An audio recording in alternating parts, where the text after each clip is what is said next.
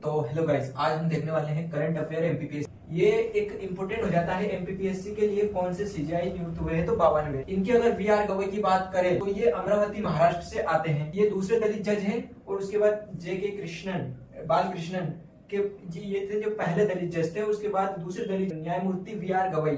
न्यायमूर्ति we are Gavai के बारे में अगर उनके बैकग्राउंड की बात करें तो वो अपने 2016 में नोटबंदी के मुद्दे को लेकर इन्होंने सहमति जताई थी और नोटबंदी को किया था। जब 500 और 1000 की नोटबंदी हुई, इस पे भी अपन कभी बात करेंगे। और अनुच्छेद 370 की पीठ का हिस्सा भी ये रहे हैं और इन्होंने अनुच्छेद 370 को संवैधानिक बताया था और उसे निरस्त करने के पक्ष में रहे थे। ये 2023 का मुद्दा। चुनावी बॉन्ड योजना को भी रद्द करने वाली जो पीठ थी, या फिर उसको बोलते हैं बेंच, उसमें भी इन्होंने भाग लिया और इसको रद्द करने में भी समर्थन इन्होंने किया था।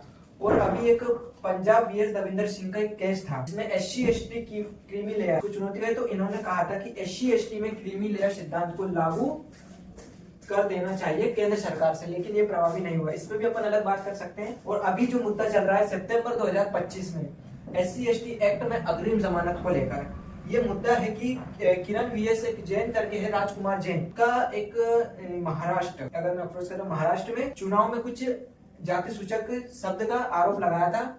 तो उसमें क्या हुआ था, जो सेशन कोड है, सेशन कोड में उसको अग्रिम जमानत एससी एसटी एक्ट में नहीं मिली, क्योंकि एससी एसटी एक्ट की जो है धारा 18 एससी एसटी एक्ट में अग्रिम जमानत नहीं देने की बात करती है। तो सेशन कोर्ट ने उसको क्या कर दिया, खारिज कर दिया, अग्रिम जमानत नहीं मिली।